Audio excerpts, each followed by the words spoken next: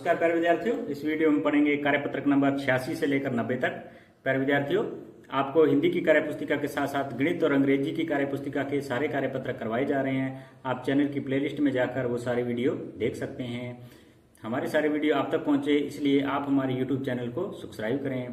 प्यारे विद्यार्थियों, यदि आपको मेरी मेहनत पसंद आ रही है तो प्लीज इस वीडियो को एक लाइक जरूर करें। और सबसे पहले कार्यपत्रक नंबर 86, इसमें दक्षता है स्वतंत्र लेखन कर पाना। नंबर 1 है दिए गए चित्र को देखिए और अपने मन से एक कहानी बनाइए तथा उसे शीर्षक भी दीजिए। तो इसमें एक चित्र दे रखा है, इसको देख के अपने एक कहानी बनानी है। तो इसका शीर्षक लिखेंगे मूर्ख शेर। तो कहानी लिखेंगे, एक जंगल में एक शेर रहता था। वह भूखा था, वह शिकार की तलाश में इधर उधर भटक रहा था। तभी उसे एक खरगोश मिल जाता है, वह उसे खाना चाहता है। तब खरगोश कहता है कि महाराज, जंगल में एक और शेर आ गया है और वह खुद को जंगल का राजा बता रहा है। खरगोश शेर को एक कुएं के पास ले जाकर शेर को अंदर पानी में देखने के लिए कहता है। शेर अपनी परछाई देखकर कुएं में कूद जाता है और खरगोश चालाकी से बच निकलता है। उसके बाद प्रश्न नंबर 2, कौन कौन से कार्य ऐसे हैं जिन्हें करने की हिम्मत आप नहीं जुटा पाते हैं? वे कार्य और उनको न कर पाने के कारण दी गई सारणी में लिखिए। तो अपने इधर तो लिख देना है कार्य और इधर न कर पाने का कारण। तो लिखेंगे नंबर 1 बाजार जाना। तो न कर पाने का कारण है अकेले जाने में डर लगता है। नंबर 2 रात में घर से बाहर जाना। तो अंधेरे से डर लगता है। मोटरसाइकिल चलाना, चोट लगने व गिरने का डर। पशुओं को पानी पिलाना, मारने का डर लगता है। गणित ढंग से पढ़ पाना, मेरी गणित प्रारंभ से ही कमजोर है। अंग्रेजी विषय पढ़ पाना, मेरी अंग्रेजी प्रारंभ से ही कमजोर है। पेड़ पर चढ़ना, गिरने का डर लगता है। तो प्यारे विद्यार्थियों, ये था कार्यपत्रक नंबर 86। कार्यपत्रक नंबर 87, इसमें दक्षता है गद्यांश पद्यांश को पढ़कर समझ के साथ प्रश्नों के उत्तर दे पाना। नंबर 1 है गद्यांश को पढ़कर अपनी समझ के आधार पर प्रश्नों के उत्तर लिखिए। तो अगर आप तनाव में हैं, फिर आपको किसी तरह की घबराहट या बेचैनी हो रही है, तो जल्दी ही घर के किसी सदस्य को या फिर करीबी मित्र को बताएं। अगर आपको लगता है कि आपकी बात कोई नहीं सुनेगा, तो किसी हेल्पलाइन पर फोन करें, वे आपका मार्गदर्शन करेंगे। परीक्षा के दिनों में बच्चों के लिए विशेष हेल्पलाइन शुरू की जाएगी। इसकी जानकारी सभी अखबारों में मिल जाती है। तो अब हम करेंगे प्रश्नोत्तर। यदि हमें तनाव या घबराहट होती है तो इसमें आ जाएगा यह बात अपने परिजनों को या करीबी मित्र को बता देनी चाहिए। तो इसमें यह आ जाएगा। ख है यदि हमारी बात कोई नहीं सुन रहा है तो क्या करना चाहिए?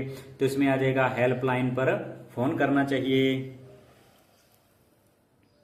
उसके बाद ग है इस गद्यांश का भाव है। तो इसका है बच्चों को तनाव या घबराहट की चिंता नहीं करनी चाहिए, बल्कि उसके बारे में परिजनों या मित्रों को बताना चाहिए।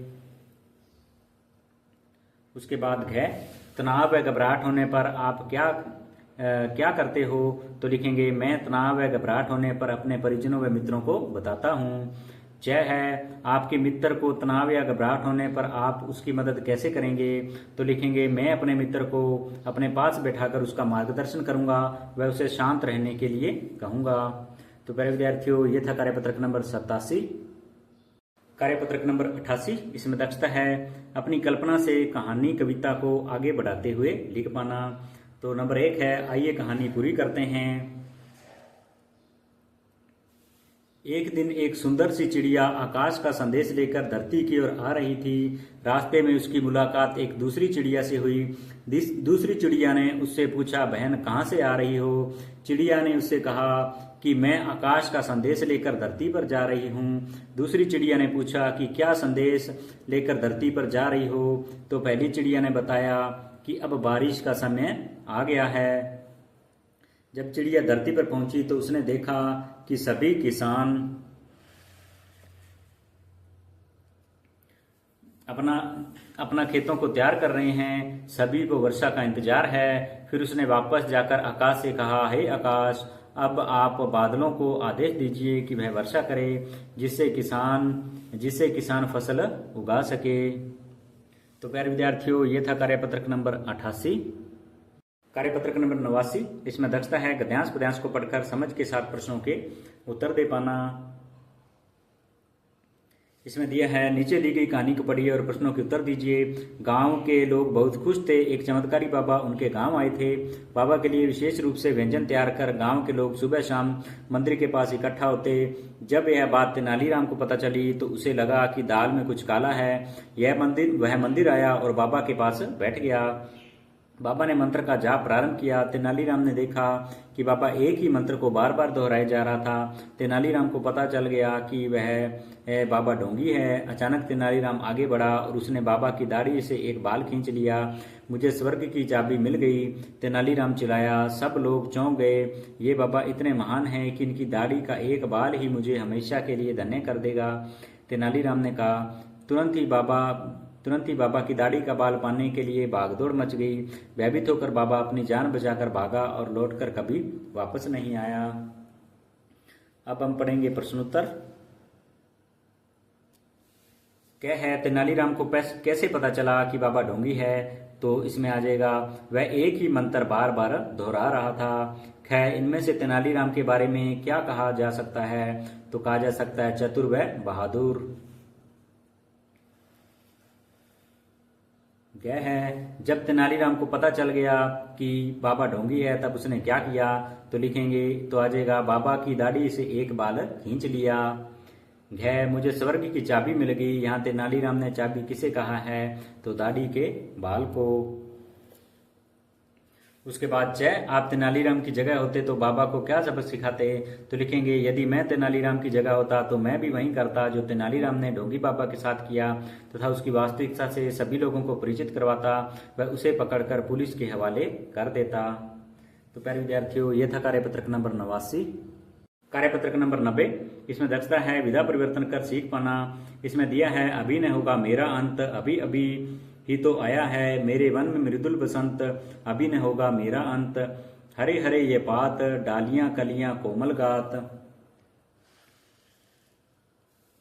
मैं ही अपना स्वपन मृदुल कर फेरूंगा निर्दित कलियों पर जगाकर एक प्रत्युष मनोहर। तो आगे लिखा है, ऊपर लिखी गई कविता को ध्यान से पढ़िए। इनकी पंक्तियों को आप हम इस प्रकार लिखेंगे। तो प्यारे विद्यार्थियों, इधर जो दिया हुआ है, इधर वाली साइड तो अपने को जो कविता दी हुई है वो कविता को लिख देनी है, और इधर इनको किस प्रकार से लिख सकते हैं वो हमें लिख देना है। तो अपने ये देखेंगे, इधर तो आपको पूरी कविता लिख देनी है। तो इधर अपने लिखेंगे, अभी मेरा अंत अभी नहीं होगा, आया तो अभी अभी है, मृदुल बसंत मेरे मन में, मेरा अंत अभी नहीं होगा, ये हरे हरे पत्ते, डालियां कलियां और कोमल शरीर, मैं ही अपने मधुर स्वप्न को पूरा करने के लिए सोई हुई कलियों पर हाथ फेर कर प्रातःकाल इन्हें जगाकर उनका दिन मनोहर बना दूंगा। तो प्यारे विद्यार्थियों, इस वीडियो में हमने पढ़ा कार्यपत्रक नंबर 86 से लेकर 90 तक। यदि आपको मेरी मेहनत और ये वीडियो अच्छा लगा हो तो प्लीज़ चैनल को सब्सक्राइब करें, वीडियो को लाइक करें और अपने दोस्तों के साथ ज़्यादा से ज़्यादा शेयर करें। धन्यवाद।